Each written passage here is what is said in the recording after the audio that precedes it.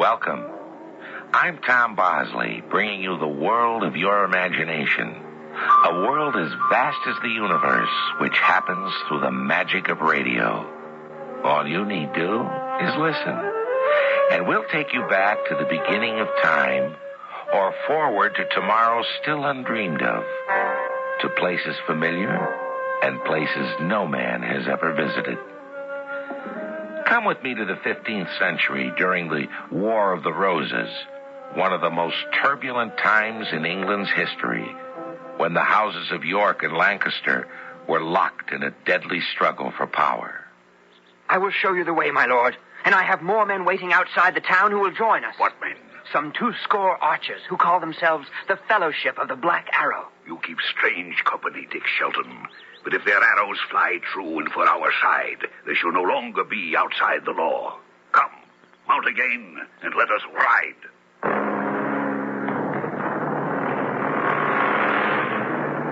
Our story, The Black Arrow, was adapted from the novel by Robert Louis Stevenson, especially for the General Mills Radio Adventure Theater by Robert Newman.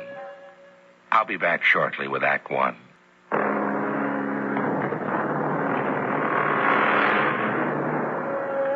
It's afternoon on a midsummer day, and 2 horsemen are riding from the moat house at Tunstall across the fields. One of them is a hard-bitten, middle-aged man with a steel cap on his head and a sword at his side. He is Bennet Hatch, bailiff of Tunstall. The other is young, wearing a deerskin jerkin and with a crossbow slung across his back. He is Richard Shelton, ward of Sir Daniel Brackley, Lord of Tunstall. I like it not that I must stay when so many others are going.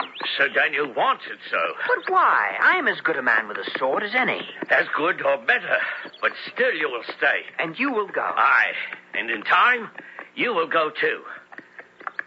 Well, here's Nick's house. But where is he? There, in the field. Aye, so he is. One of the best archers in the Shire tending cabbages. Well, we'll change all that. Appleyard! Nick Appleyard! Well, Master Hatch and Master Dick, what do you do here? We're here to fetch you. Sir Daniel orders you to come to the castle and take command there. I take command? Where do you go, Master Hatch? To Ketley. There's to be a battle, and Sir Daniel will join it as soon as I bring you more men. Rather battle, eh? And whose side will he be fighting on this time? Watch your tongue, Appleyard. Well, what have I said amiss? All the world knows that one day he fights for York and the next for Lancaster. And each time he changes sides, he ends up with more gold in his purse. I told you to watch your tongue. Are you coming, Nick? My arms are in the house. Let me get to it, I'll come. Well, hurry. We mustn't keep Sir Daniel waiting. An arrow! Nick, are you hurt, man? Hurt? I'm sped. Whence came the arrow? From the wood there. A long bow shot. He was a good archer who loosed it. Pull it out. Oh, no, Nick. If we do... I say pull it out. Let me see it. A black arrow. And there's writing on it. What does it say, Master Dick? Appleyard from John Amendall. John Amendall. I know him not. But you'll be next, Bennett. Mark my word. Nick! No use. He's dead. Quick, on your horse and let's away. But we can't leave him here like this. Better that than stay and take another arrow in our backs.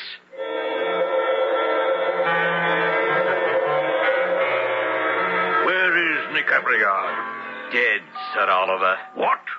How? Of an arrow in the back. A black arrow. Saints defend us. You saw the arrow? Saw it and read the message on it. Appleyard from John Amendall, it said. John Amendall? Who can he be? Appleyard had enemies, but... What say you to Ellis Duckworth? Duckworth? No. No one has seen or heard from him in many years. Who is this Ellis Duckworth? A yeoman who fell afoul of Sir Daniel some years back. When Sir Daniel went to take his land, He fought us, so we burned his house, and Sir Daniel had him declared an outlaw. Duckworth. It might be. But if it is he... Heaven save us, what's that? Another arrow. There, in the chapel door. Is it black, too? Aye, and there's a message wrapped around it. Read it, Dick. What does it say? I had 4 black arrows under my belt. 4 for the griefs that I have felt. 1 is gone, it was well sped. Old Appleyard is dead. 1 is for Master Bennet Hatch, who burned Grimstone, wall and thatch. 1 is for Sir Oliver Oates, who helped cut Sir Harry Shelton's throat. Sir Daniel, you shall have the last, to pay for what you brought to pass. Grimstone. That was Ellis Duckworth's home. And it is he. Why, look you that way, Dick. It says, Sir Oliver, you helped cut my father's throat. Oh, you believe the scribbling of a murderous outlaw? I swear to you I had naught to do with it. This is not a time for accusations. With Nick Appleyard's death, we must change our plans. I cannot leave the castle now. Master Dick, you must take the men we've gathered to Sir Daniel. I? You wanted fighting. Well, you shall have it. I must write a note to Sir Daniel. You shall take him that and a message on the Black Arrow. Be quick, Sir Oliver. I will. Now listen, Master Dick. I would give you counsel. Sir Daniel may be your guardian, but keep a sharp eye on him. And put not your trust in Sir Oliver either. But why? Did he not just swear? I have heard him swear before. Ask no more questions, but do as I say.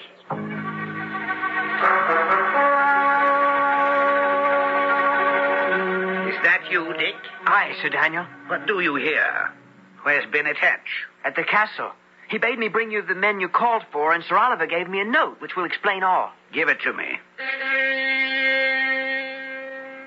I gave him the note and the message that came with the Black Arrow. As he read them, I looked around. Lying in the corner was a lad I did not know. He seemed a year or so younger than I was, smaller and slighter, and with a very white face. He was well enough dressed, no farmer, and he stared at me with frightened eyes. Read you this poem, Dick? I did. And what think you of it? I know not. Sir Oliver swore it was a lie. It is. A most foul lie. Where did my father die? Not in the castle. In the woods some distance off. How did he die? He was stabbed. Why do you ask?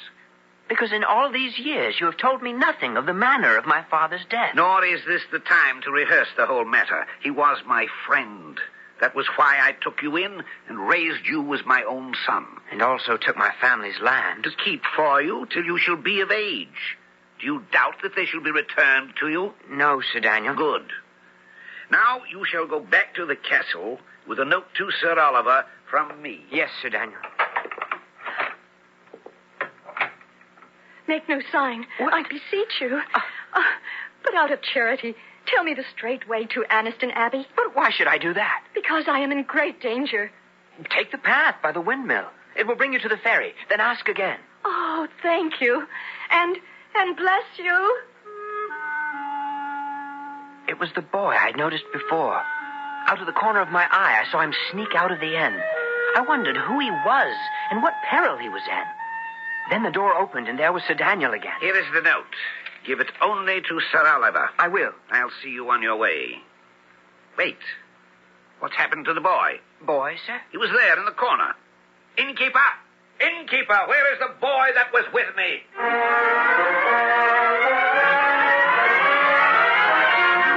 I mounted quickly and rode off. I had not known the boy was supposed to stay with Sir Daniel, and had no wish to tell him that I had helped the lad to escape.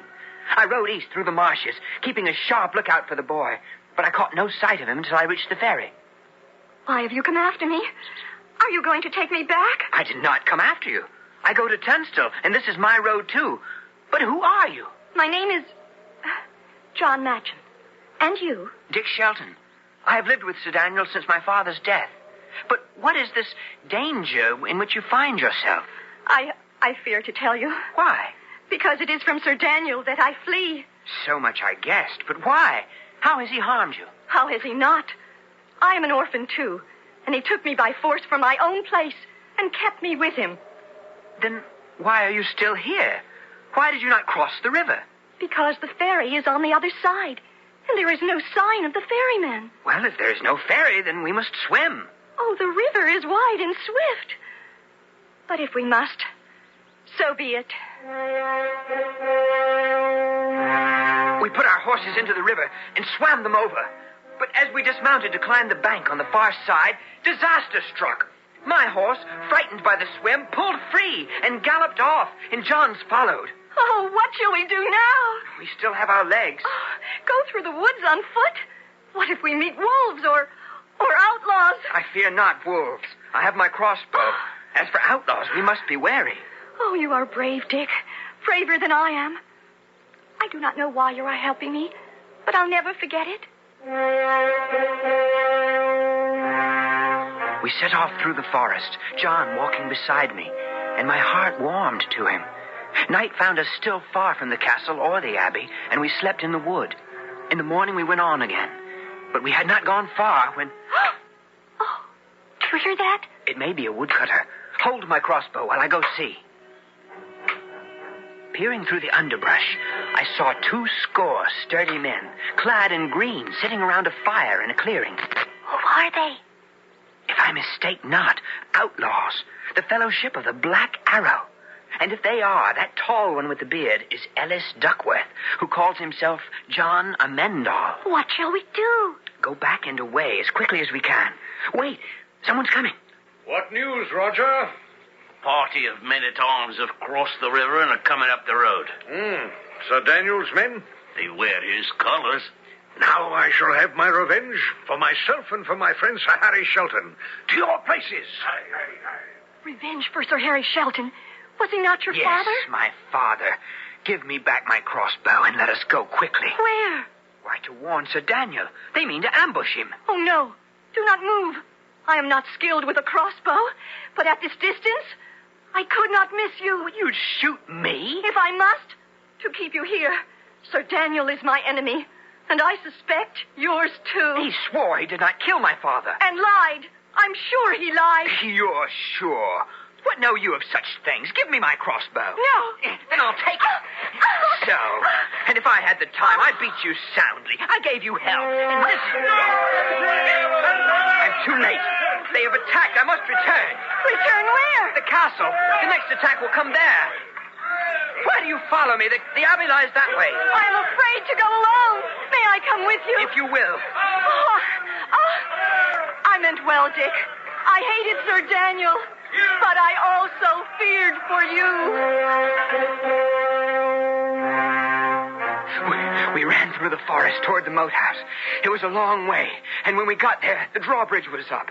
I called and waved, and it came rattling. It was Sir Daniel. Sir Daniel! I thought you were dead. Why should I be dead? Ellis Duckworth and his men were waiting in ambush on the road. I thought as much. That's why I sent my men that way and went another in disguise. You let them be killed? Your own men? Who were they for the most part? Farmers. I'm here and safe. Naught else matters. Raise the drawbridge, man the walls, and prepare for an attack.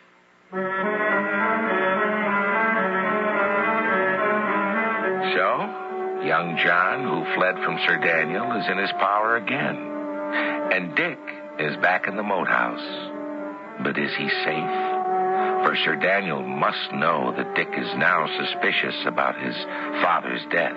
And Sir Daniel is completely ruthless when he feels threatened, as we know already. And we'll see again when we return shortly with Act 2.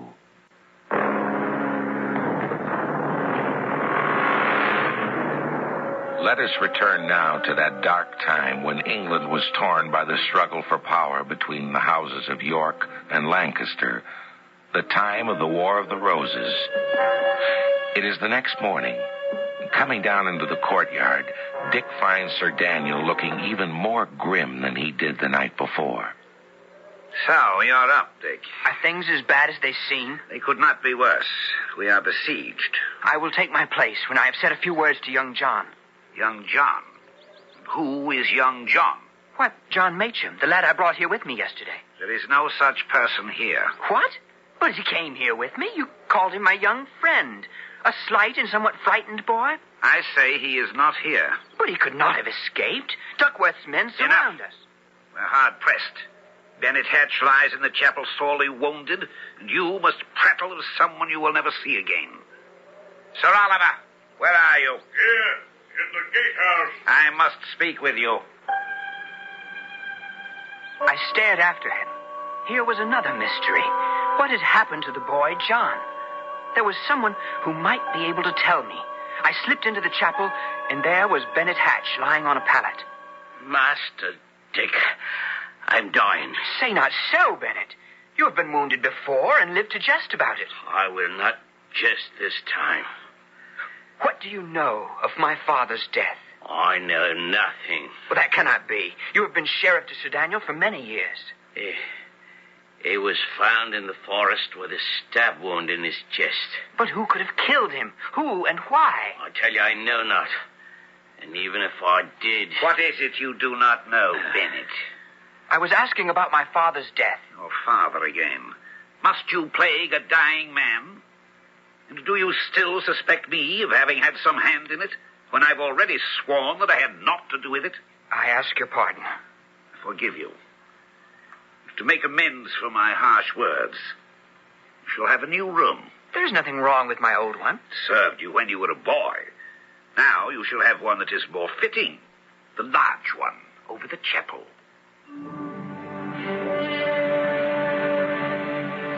When night came, I went to the room over the chapel as Sir Daniel had insisted.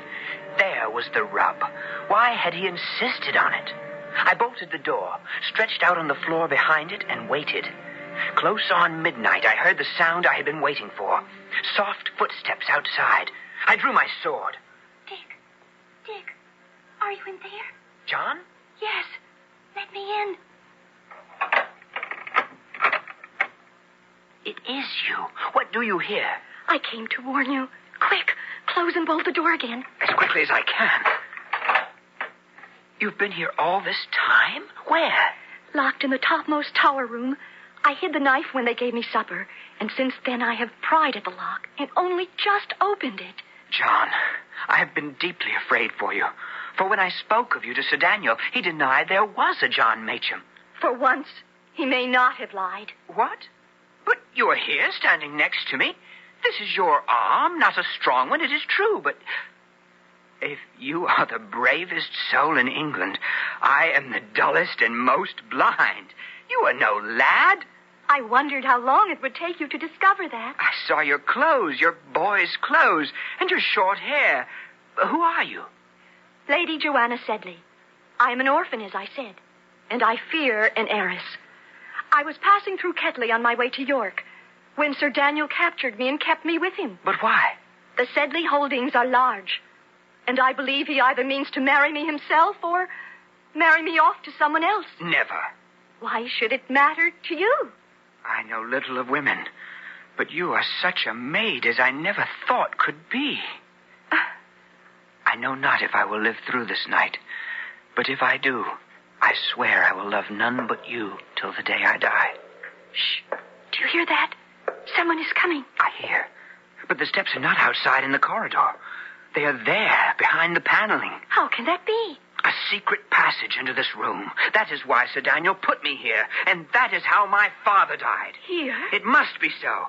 Sir Daniel had him sleep here, killed him here, and took him out through the passage, leaving his body in the wood. And that is Sir Daniel coming now? Sir Daniel or Sir Oliver, who is his accomplice.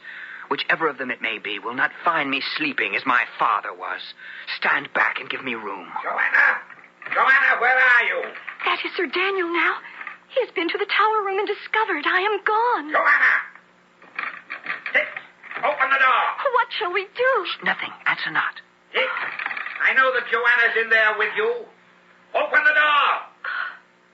Break it down, men. We are undone. Someone in the secret passage, and now Sir Daniel and his men at the door. Whoever was in the passage must be gone. He knows he can no longer surprise me. How can that help us? We shall go out the passage. I saw a light through a crack near the bed. There must be a secret opening there. Yes, here is the crack, and... Oh, you are right. What of whoever was in the passage? Gone. If not, he is only one man, and I fear him not. Come quickly. I led the way through the door, down a few steps, and then along a winding passage, feeling my way. Behind us, we heard the door of the room crash open, Sir Daniel shouting, then following footsteps. I came to another door, found the latch, and opened it. Where are we? In a room over the moat. Then all was in vain. We are still lost. Can you not swim? No. I will help you. We will leap from the window into the moat. I cannot. It is too high, and the water is So, deep. you are caught. Hurt not the girl, men. She is a rare prize. But as for Master Dick... You shall not take him. Guard yourself, she has a knife. Why, you wild cat. Dick, go, quickly. I cannot hold them long. No, drop You that must, knife. you must. I pledged you my troth, and if you die... I go then, but you and vengeance shall be mine. I climbed out of the moat and crawled into the woods. I knew there were outlaws all around me, but night was no time to approach them. So I waited till dawn, made myself known, and was taken to the tall man with the beard whom I had seen in the forest. Was it you who leapt into the moat last night? It was Ah, that was bravely done. Who are you? Dick Shelton. Ah, do you know who I am? I do. Ellis Duckworth, also known as John Amendall. You hit the center of the mark. Dear lad, it lifts my heart to see you, for I loved your father.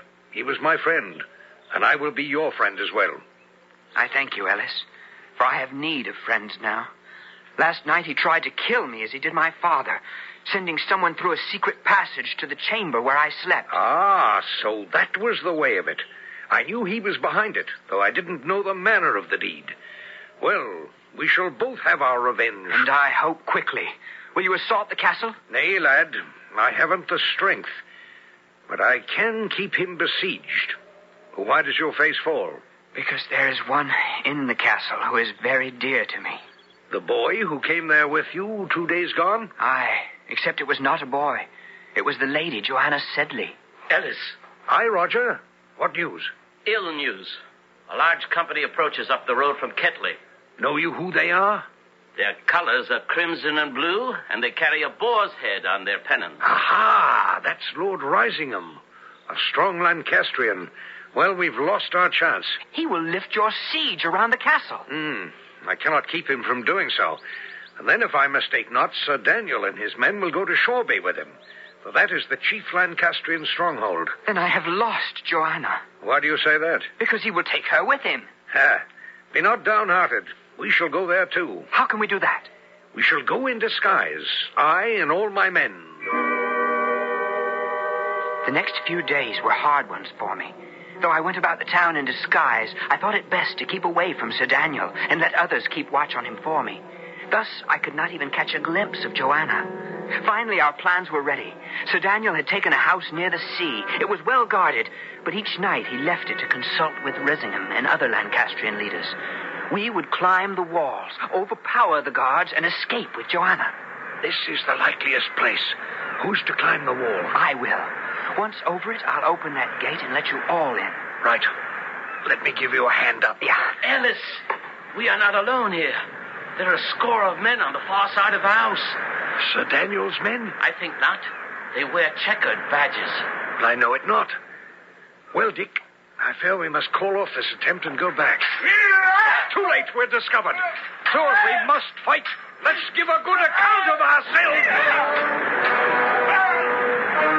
I drew my sword, and a moment later found myself engaged with a man who seemed to be their leader. He came at me with sword and dagger, and for several moments I was hard put to defend myself. He pressed me hard, for he was a fine swordsman. Finally, determined to end it, I slipped in under his guard and tripped him. What madman's trick was that? My dagger is at your throat. If you yield, I will give you your life. I yield. I know not who you are. I would rather yield to you than to that traitor, Sir Daniel. Sir Daniel? Then you are not for him? Oh, there are few men I have more against. Then this has been a sad and mistaken encounter, for he is my sworn enemy. Well, if that is so, call off your men, and I will call off mine, and let us away quickly. Now, my young friend, tell me who you are. Dick Shelton. Son of Sir Harry? Yes.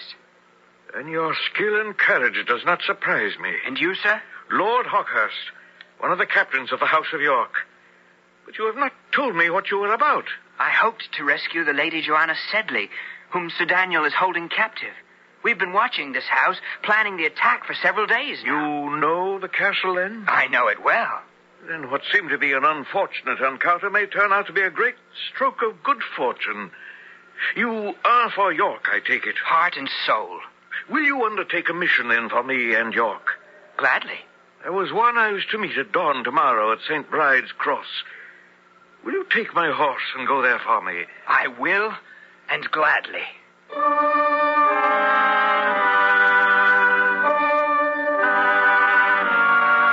So for the second time, Dick has failed to rescue the woman he loves. But who is this mysterious man he's to meet at St. Bride's Cross? Will he indeed prove to be a friend? Or will the meeting lead to even greater dangers? We'll find out shortly when we return with Act 3.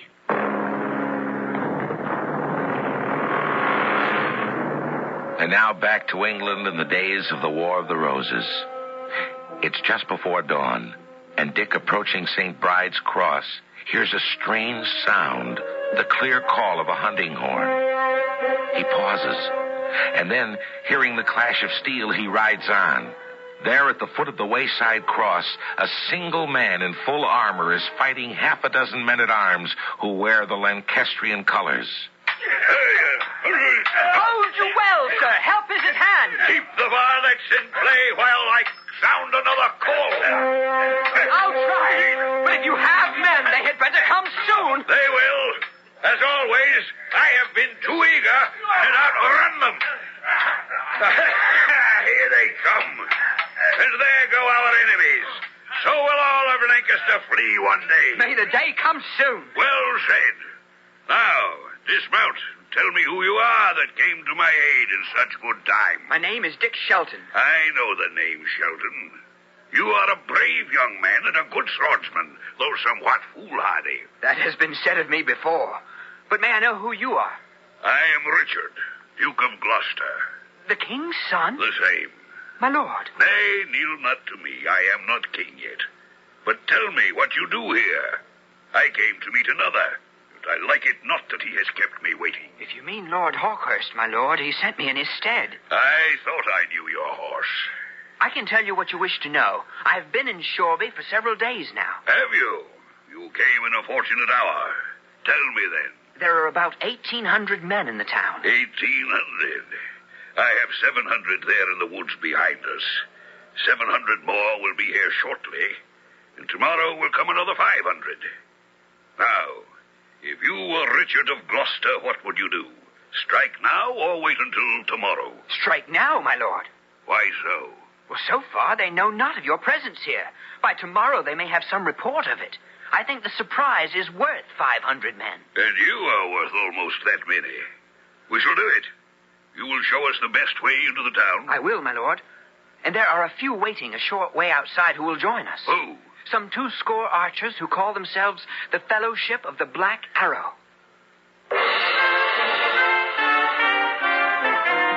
Now let me study this. If a small body of men struck there near the harbor, that would draw their forces. Then I and my main body could sweep in from the west and take them from the rear. If you will give us 100 men, my lord, Ellis, I, and our archers will strike that first blow. You think you can not only strike, but hold there until we cut our way in to relieve you? I do, my lord. Then we shall try it. And if you succeed, you shall not only win your spurs, but my undying favor. Go then, young Dick and Ellis, and good fortune go with you. We ran up the street the Duke had indicated. We were well into the town before those there knew what was afoot. Then they came at us, and for a time the fighting was hard and grim. Ellis fought beside me, and our men shot arrow after arrow from the windows of the houses on either side of us. How goes it with you, Dick? Well enough, though I do not think we will be able to hold them if they charge again. Nor do I. But we've fought a good fight so far, and... Listen! That's the Duke! He comes charging in! And look! They break and run! It's over! Shoreby is ours! Where go you now? To Sir Daniel's house to find Joanna. When Ellis and I got to the house, we found it empty. Sir Daniel had fled, taking Joanna with him. Sick at heart, I walked back to where we had made our stand. Young Dick, I have been looking for you. You have fought like a hero, done what you said you would, and pleased me greatly. Kneel. I dub thee knight. Rise, Sir Richard. I thank you, my lord. Yes, you thank me, but still look as black as midnight. Why? Because the lady I told you of, Joanna Sedley, is gone. And you think of that now, in our hour of victory? I do. My lord, I believe I have somewhat aided you at St. Bride's Cross and here. I crave a boon. What boon? Give me a score of lances to follow Joanna and the man who has taken her, my enemy, Sir Daniel Brackley. We rode out of town, found a farmer who had seen Sir Daniel and his company riding west, and followed. At dusk, deep in the woods, we found that the company had divided, some going on towards the castle, and some turning off towards the south. We decided that Sir Daniel had gone on to Turnstile and went that way. A short while later, through the trees, we saw a campfire. It's Sir Daniel. He has your lady and perhaps a dozen men with him. What shall we do, Dick? Leave our horses here, surround and attack him. Aye, that would be my counsel, too. We dismounted, crept through the woods, and then attacked. York, Richard, and the Black Arrow! Joanna! Joanna, here, to me! Dick, be careful. There are others. More men. What? Sir Daniel set this camp to entrap you. Most of his men went off and around to take you from the rear, and here they come. Dick, take your lady and go. We will hold them off. No! I say go. If you stay, you accomplish nothing and lose all. Life and lady. He's right, Dick. For my sake. Come. Oh, it chokes me to do it, but so be it. This way. We went on through the woods, and shortly after dawn, we arrived at the abbey. Though it was early, the Duke was already there, standing in the courtyard. So, you are the young lady who was so much on his mind. The Lady Joanna Sedley, and it pleases you, my lord. It pleases me much. She's a pretty thing. But why are you both so bedraggled? My Lord Duke, I may have served you well at St. Bride's and Shoreby, but I fear I have failed you in this mission. Sir Daniel outwitted me, beat us soundly in the woods, and escaped. And the men I gave you, a score of lances? Lost, I fear, my lord. As for Sir Daniel, I believe he has made for the castle. You will not get there. I've sent men on to take it. But I am displeased with you, Sir Richard. I like not those who fail me. You have your lady. This afternoon, you shall wed her in the abbey. But expect nothing more from me. That afternoon, waiting until it was time for the wedding, I left the abbey and walked into the woods. I had much to make my heart heavy. Ellis, who had been my good friend, was gone. Dead, I was sure. And Sir Daniel had escaped me and my vengeance. I had gone some little way when a monk, his hood pulled forward, came up the path towards me. Pax Vobiscum, my son. Greetings, Father. Wait! Why do you draw your sword? Because there is something about you, the way you walk. Lift your hood. What? I said lift your hood.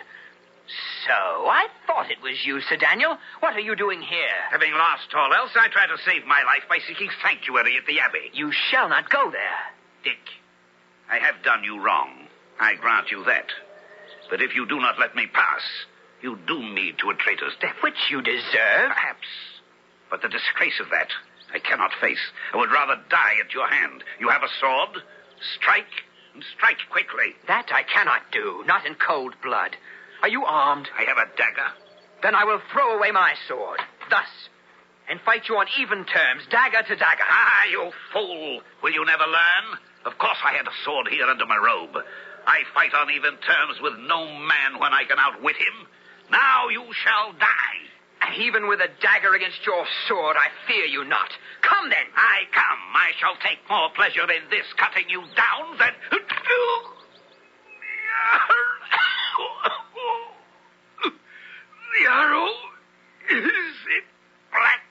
is.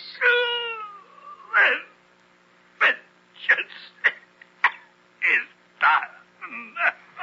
Aye, that it is. But by whose hand? Whose should it be? Ellis, praise be to heaven. I thought you were dead. Not I. I fought my way clear when you escaped, hid in the woods, and followed this villainous traitor when he found the way to Tunstall blocked and came here. And arrived in rare good time. Not only to save my life, but to speed me on my way to a new one. Your marriage? Yes, it is to be celebrated within the hour.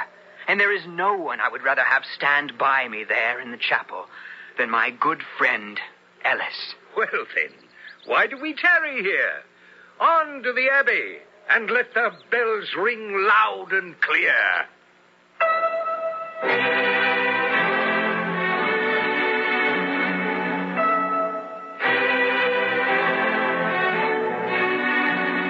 And so the last black arrow flew and vengeance was done. But not by young Richard. He can go to his bride not only with a high heart, but with clean hands. I'll be back shortly.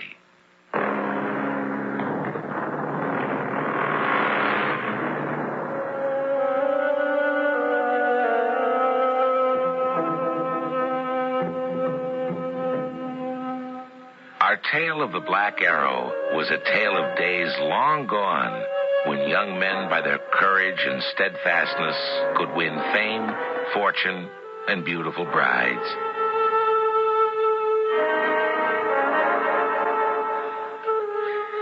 Yes, those days are long gone. Did such things happen even then? Well, who knows? But they can and do happen on Adventure Theater in the world of radio drama. A theater whose stage has no limits but your imagination.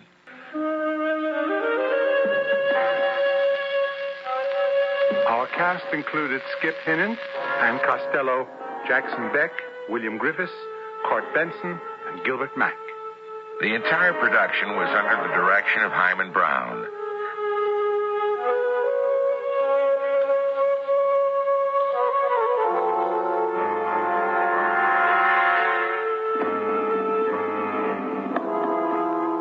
This is Tom Bosley inviting you to return to the General Mills Radio Adventure Theater for another exciting tale you can hear through the magic of radio. The General Mills Radio Adventure Theater is recommended by NEA, the National Education Association.